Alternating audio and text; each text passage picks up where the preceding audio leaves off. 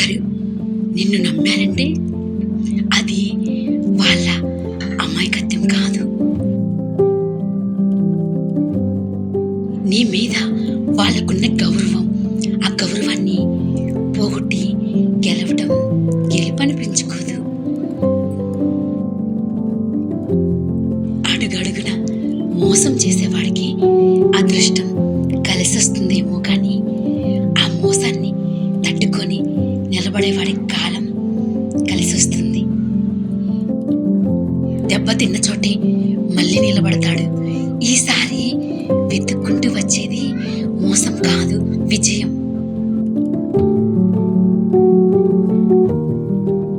ముందు నిలబడి పొగిడే నోరు, వెనక నిలబడి పొడిచే చెయ్యి, ఈ రెండు ఈ రోజుల్లో కామన్ అయిపోయాయి.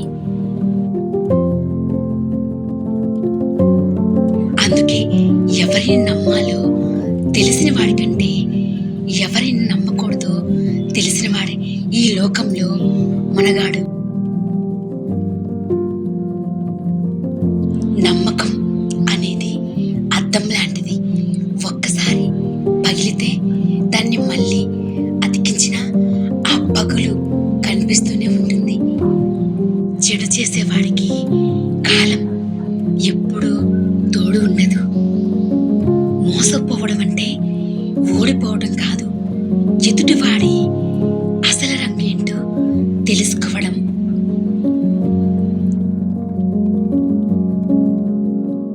వెన్నుపోటు పొడిచిన ప్రతి దెబ్బ నిన్ను బలహీనపరచలేదు, నీలోని కసిని పెంచి నిన్ను ఒక సైనికుడిగా మారుస్తుంది. అడుగడుగున మోసం చేసే వాళ్ళు ఉంటారు, అబద్ధాలతో కాలాన్ని నెట్టకొచ్చే వాళ్ళు ఉంటారు. కానీ నిజాయితీగా బ్రతికేవాడికి దేవుడిచ్చే బహుమతి ఒకటి ఉంటుంది, అదే ప్రశాంతత. నీ ప్లాన్స్ ఎవరికి చెప్పకు, నీ గెలుపు శబ్దమే వాళ్ళకు సమాధానం కావాలి.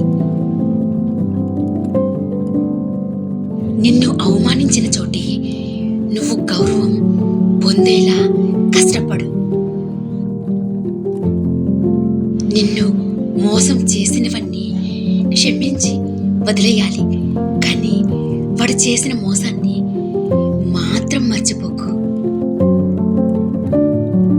జేబు ఖాళీగా ఉన్నప్పుడు నీ నీడ కూడా నిన్ను వదిలేస్తుంది, కానీ జేబు నిండా డబ్బు వింటే నీ శత్రువులు కూడా చుట్టాలవుతారు.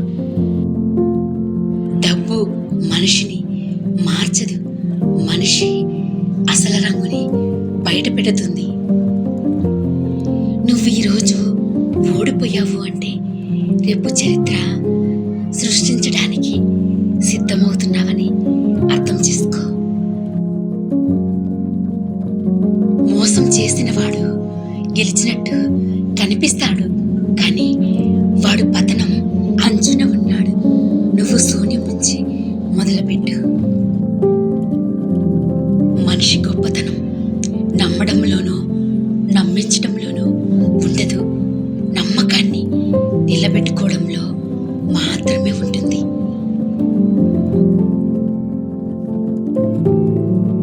కొన్ని పరిచయాలు బాధనిస్తే, కొన్ని పరిచయాలు ఆ బాధని మర్చిపోయేలా చేస్తాయి.